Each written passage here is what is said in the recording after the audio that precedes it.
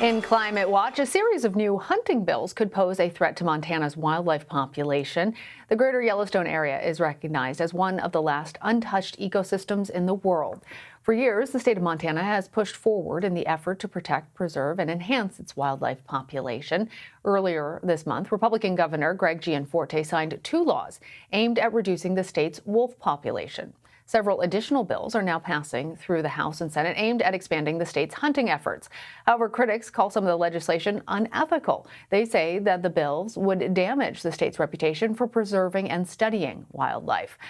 Joining me now is Laura Lundquist, an environmental reporter for the Missoula Current, and she joins us from Missoula, Montana.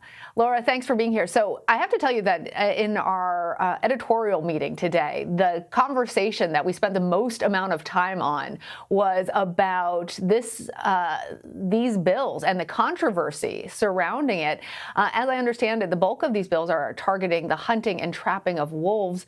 The animals, as a backstory for our viewers, were reintroduced to the state in the 1990s to help balance the ecosystem. But wolves are a hugely controversial hot button wedge issue there in Montana. Can you explain to us why this has passions so ignited? Wolves are quite a controversial issue. However, since they were delisted in 2011 here in the state, and the state started to manage them, meetings were pretty high in passion. And then with time, as hunters were able to hunt the wolves and then they added trapping, it started to decrease. And meetings weren't quite as contentious as they were. Really, the only thing that lit any fires were the buffer zones around the national parks. Wolf advocates like to see those with fewer wolves being hunted. So these bills coming online right now are kind of, there was a lot of probably anger still simmering, but it wasn't evident until now. They just flooded out of the state legislature. And so it's got everybody all riled up again. The wolf advocates and the wildlife watchers are extremely disappointed. And but meanwhile, trappers in particular seem to be excited about this. As I mentioned, Governor Gianforte recently signed 2 hunting bills into law. One legalizes the use of larger snares in addition to footholds to hunt wolves, and the other expands wolf hunting season by 4 weeks. What implications could this have on the wolf population out there? And how might this expansive legislation threaten potentially other animals in the state?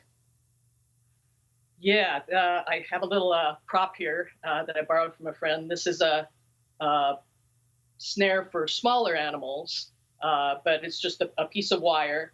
And so this is what they're going to be using with wolves. And as one of the trappers said in the hearings, they can carry a lot of these with them. And now that another bill is being passed where they can hunt and trap unlimited numbers of wolves, it's going to have huge implications for the population.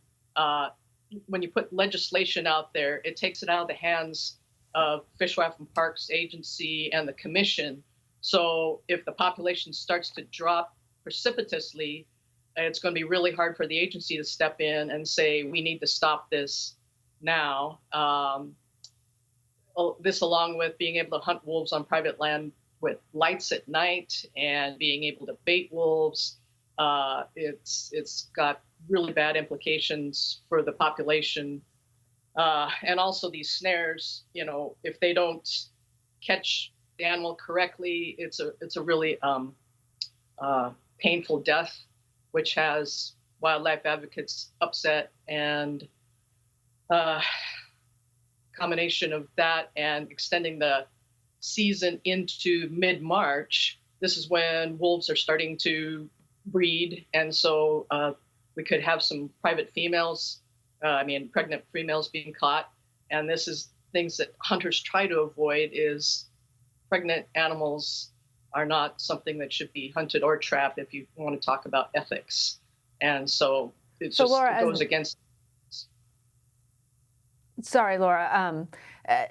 For some people, this may seem like just a local issue, something that's happening in Montana, but there are other states that are also debating similar issues, reintroduction of wolf populations, and as well as these hunting guidelines.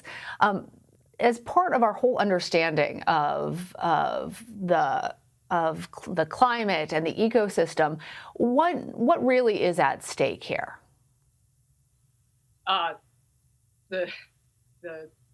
We're in the sixth extinction here, and it's Montana used to be one of the remaining states that still had a whole contingent of predators to balance out the prey populations. We had really well thriving ecosystems going here, as much as that caused some problems for livestock owners. But as climate change is happening, everything will have to move north because habitat's disappearing. And so as they move north or up in elevation, this is going to be the remaining areas where people are going to go to trap wolves or grizzly bears or any of these animals that are right on the verge of being able to exist.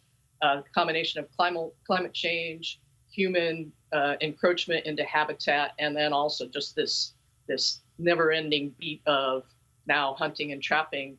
It can take it back down to where it was in the early 19th century, where we had very little wildlife left on the land because of just overhunting and exploitation. Laura Lundquist, thank you for joining us.